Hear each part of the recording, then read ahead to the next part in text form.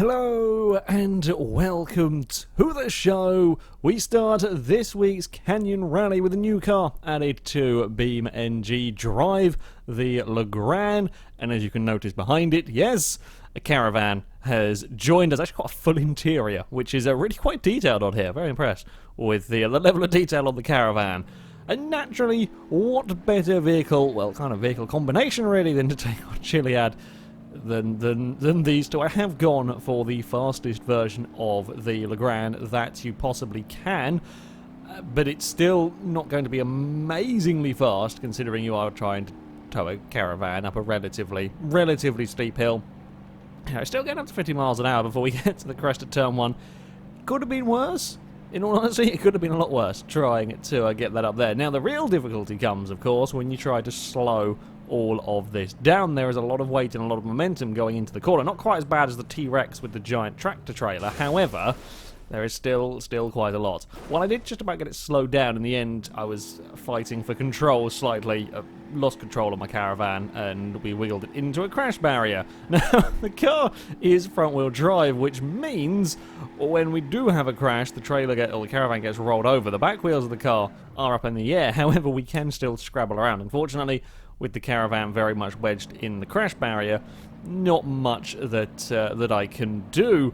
You've got to be very smooth with the Caravan. If you try and drive it like driving a normal vehicle, things are not going to go so well for you. Again, rolling in a very similar manner. This time, though, managing to not wedge the Caravan through the barrier. This is where the car actually still works. It will still pull the Caravan free of all of that mess. I do kind of get it righted, but yeah, that's the end of that Caravan. Having managed to be smooth enough through the opening corners, we then have the next big issue. The bridge jump. This is much bigger a problem as we shed basically all of the Caravan bits. Amazingly, the toilet is the one bit still left on the trailer, although that wouldn't be for much longer. The car survived the first hit pretty damn well. Second hit, unfortunately, not quite so much. Straight on the engine, kind of structurally, the car's actually not done too badly for having tumbled down a very, very big canyon, but it did land on its nose, and that will knacker the engine. And the Caravan, yeah, very much dead in that particular one. And this jump was the real problem area. The car is okay to survive it. Problem is the Caravan, when it hits the ground on the landing, just gets thrown around. It just gets thrown around uncontrollably, and there's so much weight, of course, in the Caravan that when that's decided it's going some way, you're a passenger. You've got absolutely no control over it, and you're going to have issues. Once more, the car is still working, still able to kind of drive, almost drop the Caravan off the edge. I was trying to get the Caravan to roll back onto its wheels. You can kind of use the scenery, and there we do get it back onto its wheels, although we lose most of the Caravan itself. We're very much reminiscent of the Top Gear. What was the Top Gear challenge where they had, I want to say, the Volkswagen SUV, the Touareg, and possibly something else where they were racing Caravans. That was a fantastic, one of my favourite sort of clips from any Top Gear episode. Very, very reminiscent of that in many ways as the Caravan starts shedding weight. Unfortunately, me trying to regain control with the car, I just couldn't gather it back up before we go tumbling off the mountain. A fair amount of the carcass of the Caravan's gone off the mountain this time. My car is once again working. I would like to point out, the Legrand actually survived a lot of these tumbles incredibly well, considering it's been dragged around by the Caravan. Admittedly, the Caravan and the trailer may have taken some of the impacts a little bit away from the car. It was wedged on its side, however, the vehicle was actually still in working condition. The trick with getting across the bridge jump, you have to go incredibly slow, not to upset anything. The first time I made it further down the course, I was keen to see how fast we could go, 80 miles an hour. Unfortunately, at 80 miles an hour, especially when you're going around a slight corner, things get a little bit scary. And when the Caravan lets go at 80 miles an hour, it's going to do its own thing and you're going to go with it. And then its own thing normally involves going for a roll and then chasing us down a hill. I'm stuck on my roof, nothing I can do there. The Caravan actually surviving that roll mostly in one piece, which is unusual, to say the least. The real trick with this, you've got to be so very, very smooth. Even, just a little bit too much steering through this final section, that's enough to upset the Caravan, roll it over, and as I said, once it's gone, once it's started even wiggling behind you, it's very, very difficult without completely coming to a standstill, which, you know, in all sensibility, you would come to a standstill, but when you're trying to set a fast time down the course here, yeah, as soon as it starts wiggling, it's pretty much game over. It took a while. Didn't actually take like the most number of attempts, but because it wasn't particularly fast, it took quite a lot of time to to get a clean run with this combination, because a million different things can go wrong with this, as you can, you know, kind of imagine, really. Just getting the car up this first hill, you have to be a little bit careful with the throttle. If you just booted it, you get an awful lot of wheel spin from the car, so I was trying to be careful and manage all of that. Nice and early on the brakes, coming down towards the second corner here. You're much better off getting the car slowed and controlled. Worry about being faster on the exit of the corner. Worry about making it around the corner, perhaps, is the best way of putting it, but focus on getting a better run out of the other side of the corner, rather than trying to chuck it into the turn with too much speed. You've just not got the Caravan's not got the grip, and then the Caravan is going to do its own thing, and then you're going to have a crash. So, yeah, smoothness. Smoothness is very much the key. Little moves with the steering, no sudden changes of direction. Really got to slow the vehicle down here. I'm talking, what, about 14, 15 miles an hour. Slow it down across that jump. Any more than that, I think I got away with one at about 20 miles an hour once, but I couldn't do it consistently. Any more than that, the Caravan is just likely to bounce around on the landing. Because you have no direct control over the Caravan, chances are it's going to roll. So, yeah, got to be uber careful over that bridge jump as we now come around the pond hairpin. It actually makes okay speed out of... It could have been a lot worse around this corner. And across the little dirt section that we're coming up to, yeah, we're not going to be setting any speed records around there, but it was about 34, 35 miles an hour bouncing around on the exit. I could have had to come to a complete standstill on that part. The actual Legrand itself, I suspect, is not too bad of a car. The brakes weren't too terrible, considering we've got all of this momentum to try and get slowed down as we come out of the tunnel hairpin down towards our longest straight here. I was keen to see how fast it could go, but we saw what happened last time when we tried to take it up towards 80 miles an hour. It's, again, all about this, just little, as smoother movements as you can do. We're still up to 60 down this section, but it is starting to get bumpy, and we have to have a little lift as the trailer wants to start doing its own thing once more.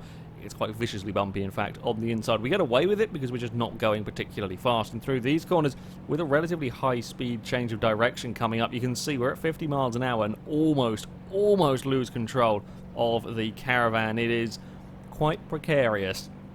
Quite precarious indeed through that section as we run up towards the finish line, and it is a slide across the line. The Caravan tries to overtake us, and I decide we've had enough. We can deposit. I'd hoped to deposit the Caravan on the road. I kind of forgot about the momentum it was still carrying, so it ended up sliding down towards the ditch. And for celebration purposes, I'm going to say celebration purposes, I'm going to crash into a Caravan naturally. In fact, the Caravan stayed once more remarkably in one piece, having been sort of half rolled and then flung down a hill, although that wouldn't last particularly long because it'd take a little bit of run. Unfortunately, a tree was right in the way where I wanted to hit it, but there we go. Yeah, not the easiest of things to tow. However, it did better than the T-Rex with the giant trailer. Actually made it to the bottom. Up next, we have another vehicle from Dirt Showdown. You may well recognise this van, the Stowaway.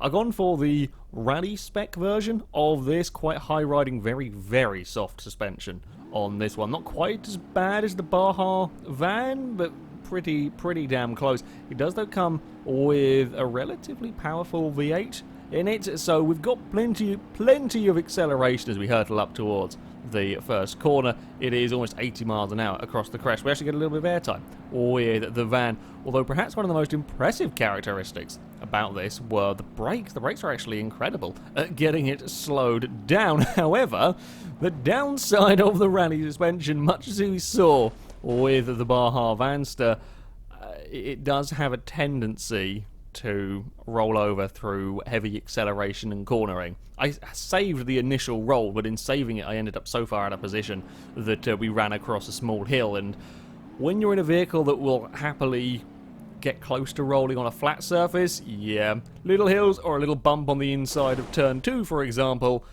You just can't hit them. It's just, you're never going to be able to get away with that pretty heavy clonk on the ground as we tumble our way down the canyon. In fact, the engine almost falling out the bottom of the van. I hadn't noticed that before, but yeah, the engine is at a peculiar angle going on there, and the van amazingly does come to a rest on its wheels. But yeah, pretty much everything was broken in that particular crash. Now the bridge jump, no problem with the Vanster. You could carry plenty of speed across that one, get away, somehow managing to save a humongous two-wheel moment. Unfortunately, in saving all of that, did mean we were carrying way too much speed into the next corner, and the concrete barrier decided to steal my door, which is never very fun.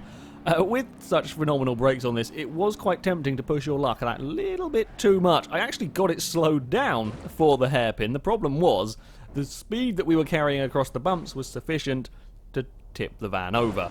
A little bit of a shame because, yeah, you could brake super late with this, and it did get stopped for the hairpin, but the actual speed was a bit too much for the very bouncy suspension to deal with. Of course, the plus side with the bouncy suspension was on the more extreme jumps, it was actually very good at dealing with them. I had no issues.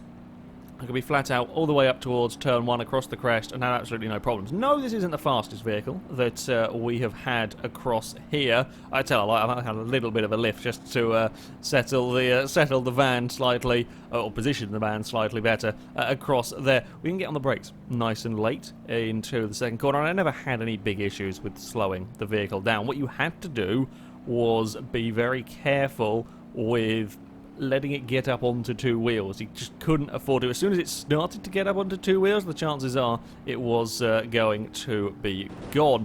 Flat out across the bridge jump about 80 miles an hour. We hit that and land no problem, and will get it stopped. Always a concern with that very bumpy braking zone. We've seen a few normal cars have issues there. This actually got away, provided you didn't turn in with too much speed and bounce and flip it over, which I didn't actually at any point in this. It did ride the bumps very well. Of course, the dirt section is going to hold absolutely no fear for the van. Flat out across there, barely even notices that dirt section. Once more, a big stop into the hairpin. Do get it slowed down, and make sure to get it slowed down enough that we don't end up bouncing and roll it over. Of course, getting out of that hairpin though, very tight corner, and then a big acceleration zone afterwards.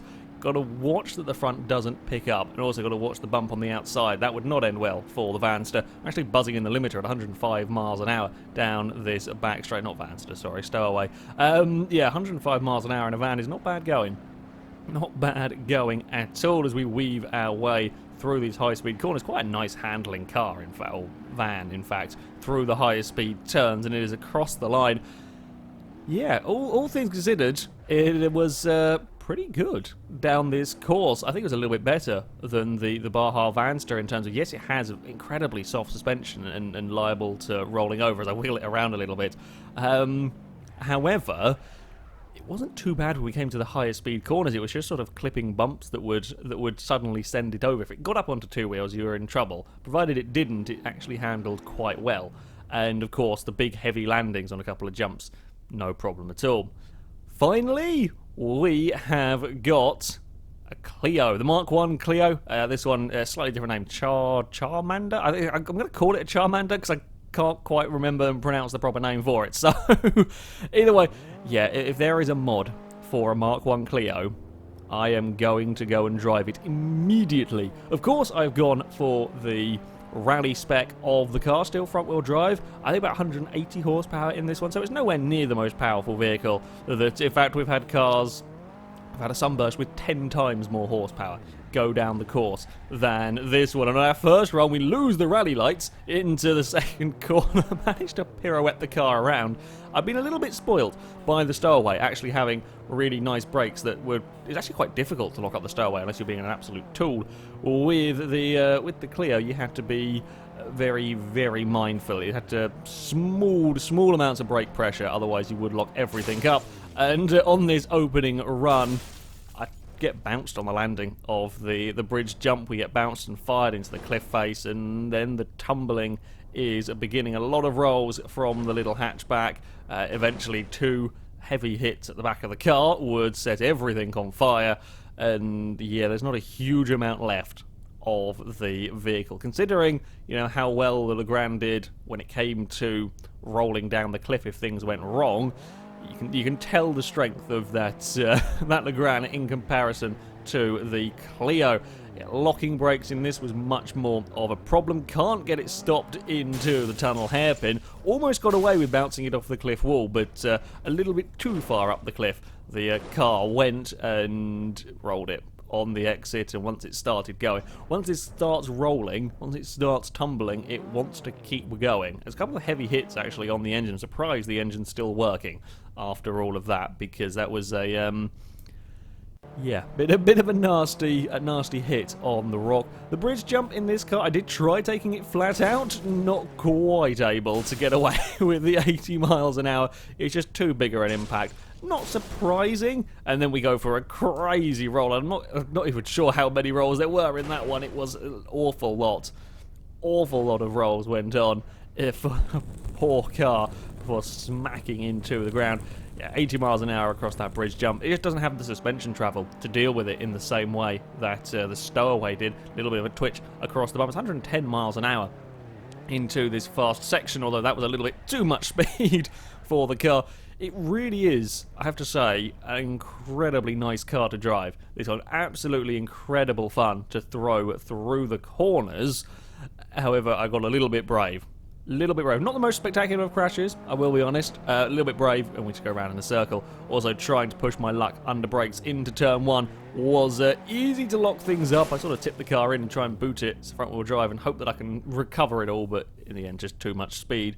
And that's stolen a rear bumper and completely smacked up one of the front wheels. However, this wasn't too bad, really, to get down the rally course.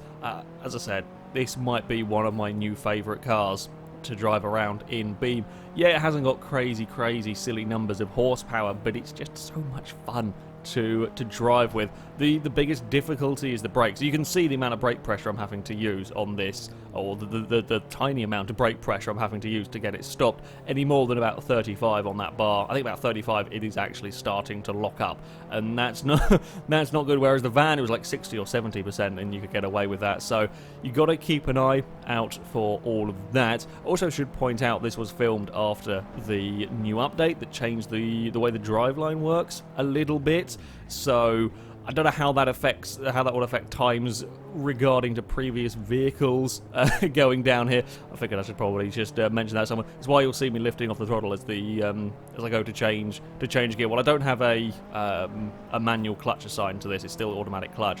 I am lifting off the throttle as it goes to change gear. It makes the cars happier. It seems to make the cars happier anyway. Back to the Clio's run here. Everything was going as smoothly as you would expect, really, with a nice front-wheel drive rally car. There's plenty of grip through the corners. You can boot it out of the turns, and even though it's front-wheel drive with nearing 200 horsepower, it doesn't really mind. Very little in the way of understeer. To be honest, the back end, if anything, is a little bit more likely to let go through some of these turns. Indeed, at these higher speed corners, you can see the back end wanting to possibly let go. We do, though, carry mega speed through the final section up towards the finish line. 103 miles an hour across the line. It's not bad. It's not bad for a little car such as this one, and just about managed to get it stopped. Oddly, in all of that, the engine, well, turned off. As you can see, there is a message saying engine off. I don't know how to turn it back on. I've not had an engine turn off before. Now, I can still move the car about. It has some secret thrusters that will boost it up to ridiculous speeds. Yeah, very quickly up to like 90 miles an hour and caught me out slightly. But I pressed all the buttons on my controller and couldn't get it refired. I'm guessing that's a new feature. I haven't had it happen before. So, yeah, I don't know what caused it. I don't know whether it was I'd managed to do something dumb enough that even an automatic clutch, I'd managed to stall the car. That is possible. The Clio slightly vibrating with excitement after that run. Either way, it was Charmander. It's close enough. Charmander goes into a 33rd place, a 140.3. It's a good time down the course. Bear in mind, that's only a couple of tenths down on the H15 Vanster. It's only 4/10 down on the Night Snake. That's an incredibly powerful muscle car, Lamborghini Countach rally vehicle. The very powerful estate car, the ETK 800 series, is not that far away either. The Stowaway goes into 47th place, a couple of tenths down on the Dove that went out last time. A second clear of the Derby Grand Marshal, the Ford Crown Vic. A good fun van to drive that one. In the end, perhaps not quite got the crazy power of some of the larger vehicles. The likes of the Vanster can't quite compete with the speed of the Vanster. However, is good fun to drive, and actually, even with the soft suspension, relatively good. And our final vehicle is a little bit down towards the bottom. The Legrand and Caravan goes into 76th place. It isn't last. It beats the cement mixer by some 10 seconds down the course, although it is a long way off the Covert Turtle, the Heron, the Sports Bike, and so on. Although it is the first vehicle to finish the course with a trailer, as the T-Rex it didn't make it down the course. So there we go. That is going to be it for this week's Canyon Rally. As ever, I will put links to all the mods I've used in the description, so you can download them, have a go with them yourself. But that's going to be it from me. Thank you very much for watching, and until next time, goodbye.